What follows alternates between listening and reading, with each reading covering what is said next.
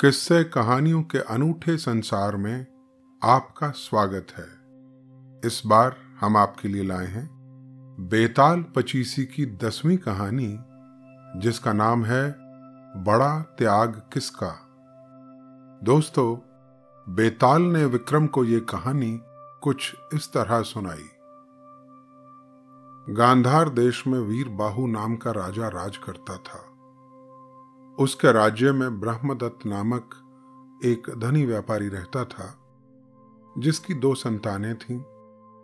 बड़ा लड़का सोमदत्त और छोटी लड़की पद्मावती, जो एक अनुपम सुंदरी थी।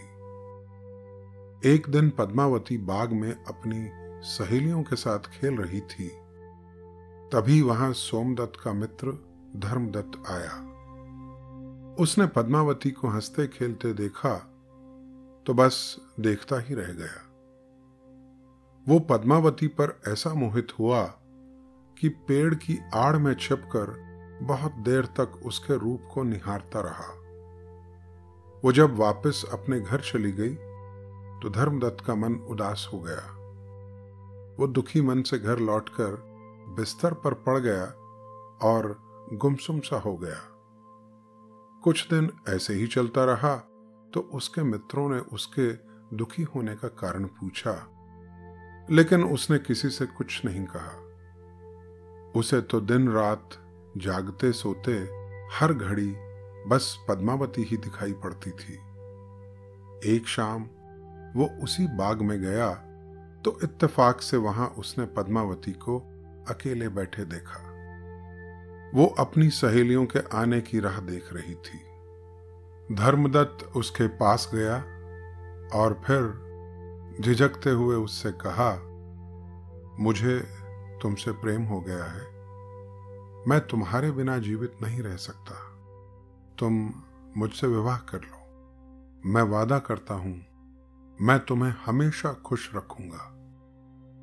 धर्मदत्त के इस प्रेम प्रस्ताव से पद्मावती को बड़ा अचंभा हुआ, क्योंकि वो तो उसे सिर्फ अपने भाई के मित्र के रूप में जानती थी।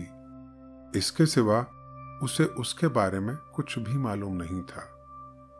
फिर भी पद्मावती ने उसका दिल रखने के लिए कह दिया कि वो सोचकर जवाब देगी, मगर धर्मदत्त ने जिद पकड़ ली कि उसे तो उसी वक्त जवाब चाहिए, और अगर पद्मावती ने मना कर दिया तो वो अपनी जान दे देगा।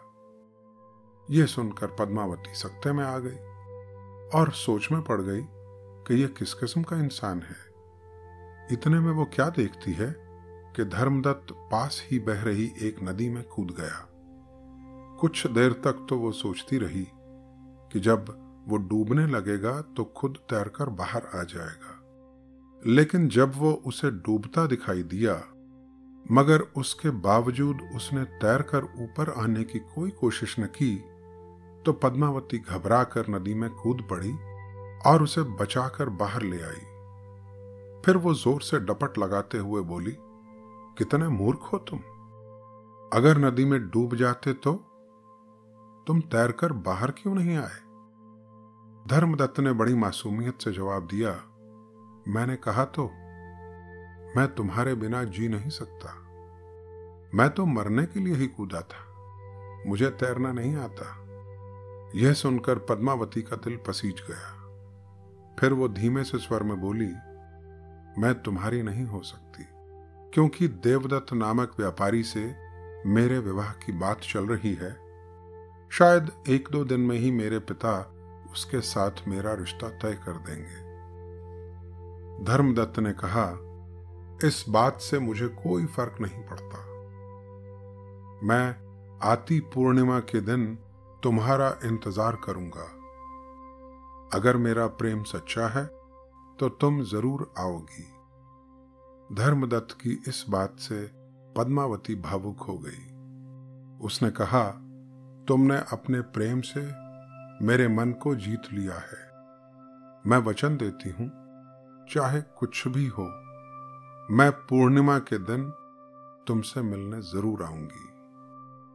पद्मावती के ऐसा कहने पर भी धर्मदत्त को विश्वास नहीं हुआ, तो उसने उसे सत्य शपथ दिलाई। तब कहीं छुटकारा पाकर घबराई हुई पद्मावती अपने घर लौटकर आई। पद्मावती को जिस बात का अंदेशा था वही हुआ।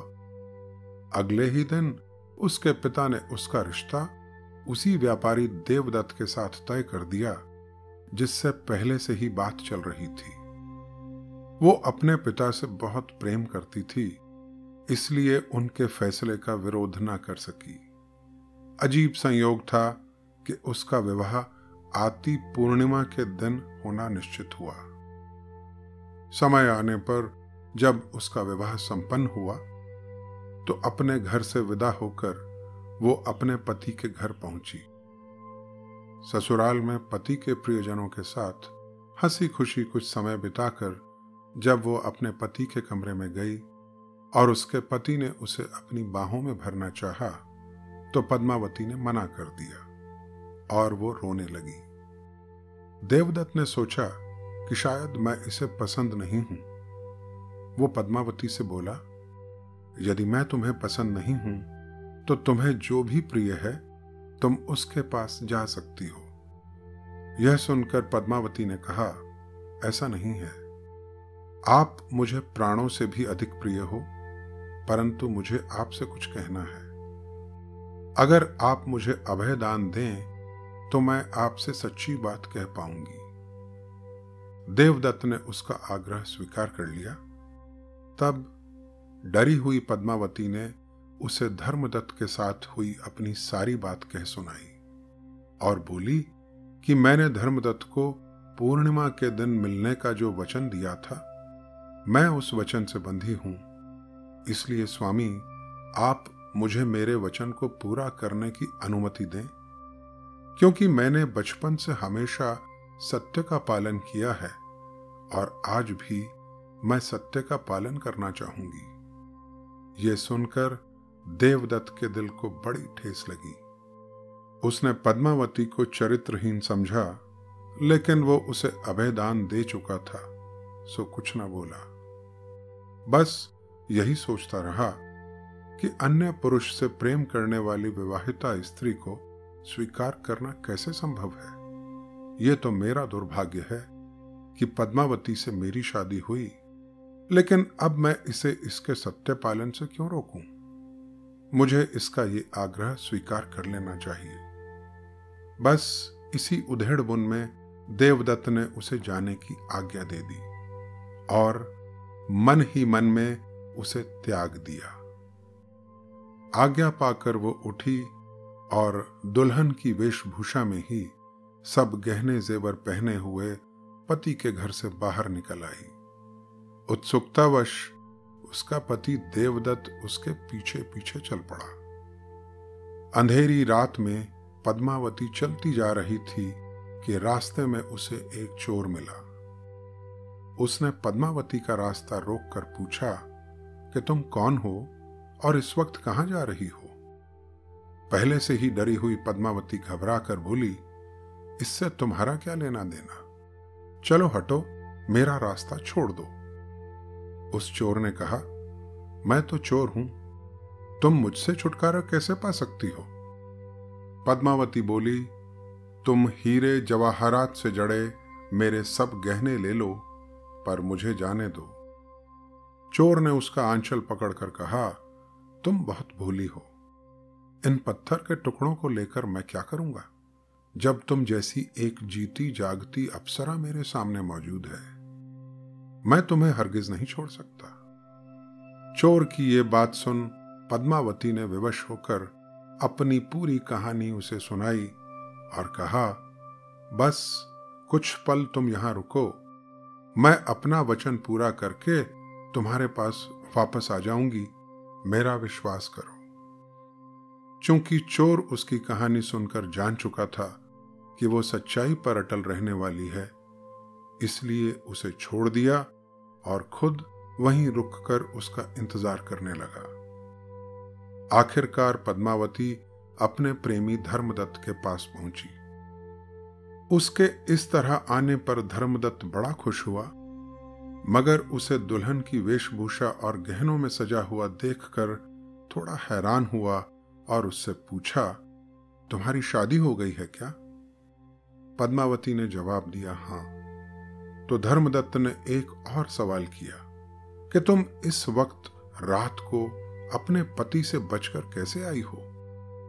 तब पद्मावती ने उसे अपनी सारी आप बीती कह सुनाई। सुनकर धर्मदत्त चकित हो गया और उसके मन पर बहुत गहरा असर पड़ा। वो कुछ देर सोचता रहा, फिर बोला, पद्मावती, तुम्हारे वचनों से और आचरण से मैं पूरी तरह अभिभूत हो गया हूं, लेकिन अब तुम किसी और की पत्नी हो। इससे पहले कि हमें यहां कोई देखे, तुम वापस वहीं लौट जाओ जहां से आई हो। उसके बाद धर्मदत्त से विदा लेकर पद्मावती उस चोर के पास आई जो राह में उसका इंतजार कर रहा था।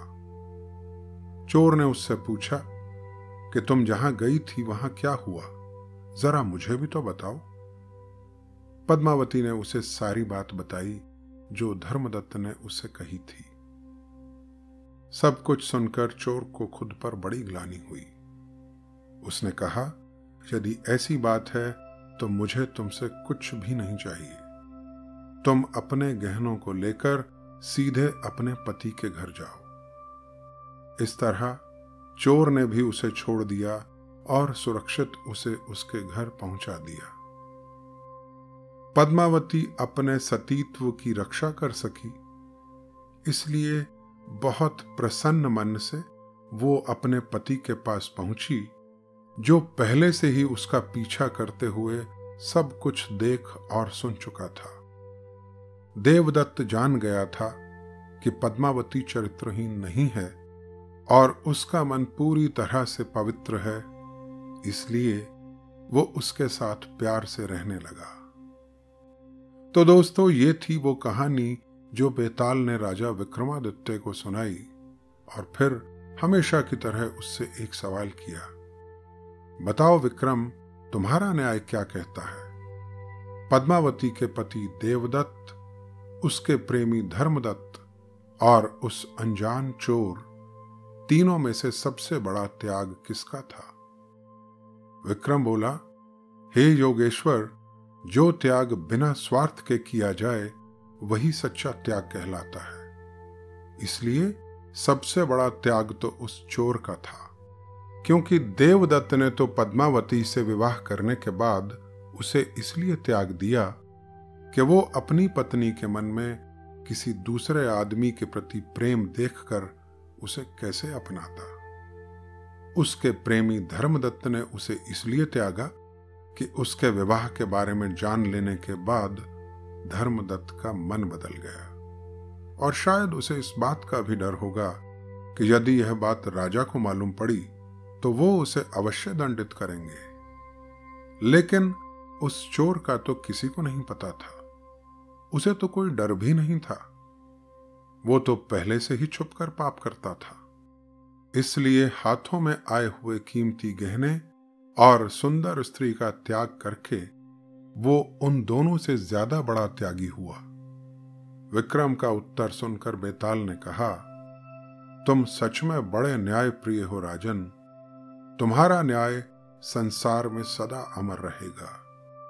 मगर तुमने कुछ ना बोलने की शर्त को फिर से तोड़ दिया, इसलिए मैं तो चला वापस।